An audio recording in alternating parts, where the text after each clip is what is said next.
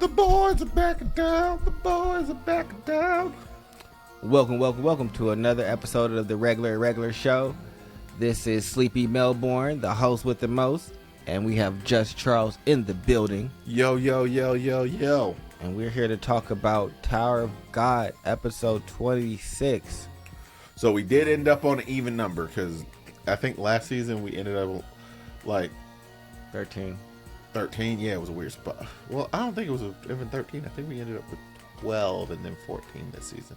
I don't know. Either way, I'm happy that we got the resolution of the workshop battle. We get to see our first real taste of a family head, with Gustang making his presence felt inside of the workshop to say, hey, I'm making sure everything is done fairly and like it's supposed to be, which means that the ranker that the workshop head had called to stop Bam and them from escaping has to stand down and gets called back. Why'd they call him to begin with? I can't talk about that because they didn't call him. But where I'm at now, a lot of this makes sense. So the workshop battle was made more important than I actually initially gave it credit for? Yes. A lot of what's happening is more important than what we knew in the beginning. It was like, keep in mind, watching this as we know it now, the workshop battle seems like, bro, we really just stopped here, got the thorn, and just got the heck out of here. And Karaka did weird stuff. He did. But in terms of like Gustang interfering and shit like that, definitely more impactful. Oh, than Gustang. Yeah, I'm going to shut up now. Yeah. It's like, man, that name sounds important and familiar. Yeah, he's a family head. So they tell us that he stops them from being interfered with, and so they basically succeed. They all leave, and now they are at a spa controlled by the workaholics, kind of just hanging out. One of Kuhn's family members is running the workaholics spa. Why are they the 10 Gray families are so weird? It's like, I'm running the workaholic spot. Isn't he like dynamically opposed against y'all as a force? Or are we just running this on a case-by-case basis? Yeah, the families operate on a case-by-case basis. Some children are down with their families and other children are not. That's how you have Ha Jinsung, Bam's master. I mean, a high-ranking member of FUD. Well, I mean, they did something he don't like. I don't know. I look at Bam's master as just like, well, y'all crossed me. I mean, what you gonna do about it? That's really is what happened. But yeah, no, basically in Kuhn's family, the father doesn't care about none of them. So they can just kind of run around as long as they don't like. He don't care. He cared about his women's. And then the women's basically had this entire They had children, and they're like, "Aha! My children are better than yours are." Yeah, the children be fighting, and there's a lot of infighting, and which ones are like true, like you're not the true heir. It's just like, yeah, it's just a lot. I mean, I guess I need an heir for I don't know what reason because I'm never gonna die. He don't care about exactly. Why. It's just like he not worried about any of the kids. He don't care about them. I mean, it's just like, what do you mean? Why'd you name our 5th kid cigarette holder? Because that's his whole job. Hold this. Pretty much. But we also get to see Bam's master and Karaka have a conversation where they basically... Bam's master pretty much comes back and is just like, yo, this ain't gonna run how you think it's gonna run. So you're not really here to threaten me? I kind of don't need to threaten you. Yeah, because Bam's not as weak as you think he is. So you should chill out.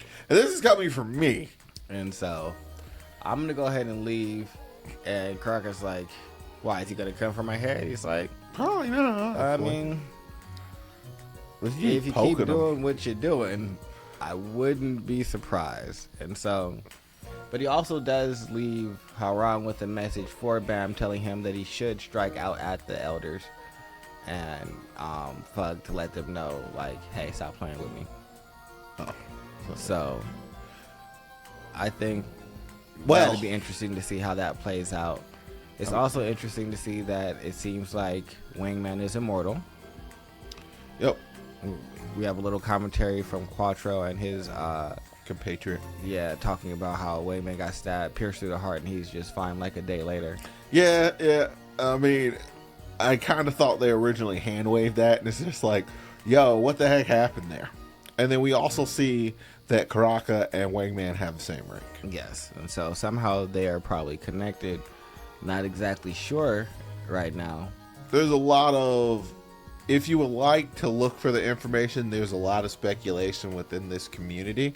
But I will warn you, if you go looking into that speculation, there will be spoilers like the YouTube shorts for Don Machi for some bizarre reason. I will say that one thing or one nugget they did give us is we get to see Goostang and the workshop head talking about the Prince of Jihad conducting the final test, and then it flashes to Wingman and him. You do a hard cut to Wingman, and then from Wingman you get to go to Karaka. Actually, that's some good narrative scripting right there. I'll give that to him. Yeah, it's just like, I'm gonna give you just enough. It's just like, was that ordering on purpose? Was it?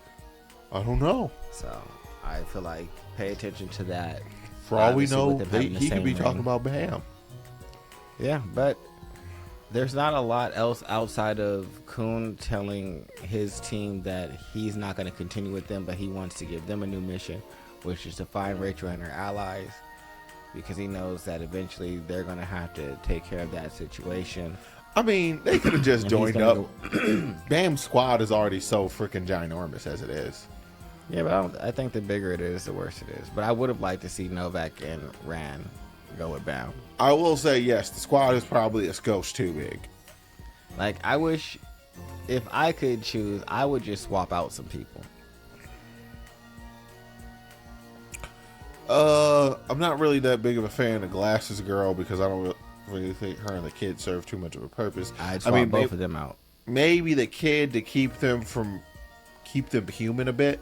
Nah, I'd get Novak in there and Ran, and get rid of both of those. And I think I dislike Prince, but he's kind of useful.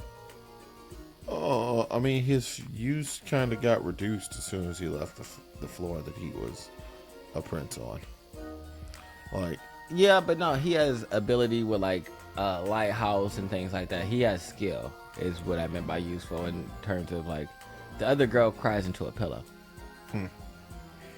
So you have to go. Now, he might be sad if I got rid of her. But don't really have space for you can go as well, because you're not that useful that we'll miss you. Like, if these two join, we're demonstrably stronger. Yes. So, I would have liked to see the groups combined, but... Double the Kun family, double the fun. Yeah, but that's too many Kuns on one team, so you get Ran, Novak, Dan, and the bunny-haired girl going to find Rachel and her people, and Kun going to travel with Bam and his group to the Hell Train, now that they need to find Cassio, who has a complete version of the Devil's form, since he took the Devil's right arm from the dude. Yeah, the one guy, I can't remember his name. I think it's like Bellemare. And so took that from him. And also has Emily. And so they want to try and stop him before he's able to awaken Emily and use it to change the tower. So yeah, we're headed to the Hell Train. And that is a great time. Great time. I'm excited for Hell Train. I'm excited for Hell Train. Hell Train's gonna be good. Bong. And Karaka at this point is still an enemy, so he's still a lot of enemies. So expect him to see on the Hell Train. Yes, punk ass Karaka. But other than that, make sure you guys like, subscribe, and comment below. Goodbye. Bye.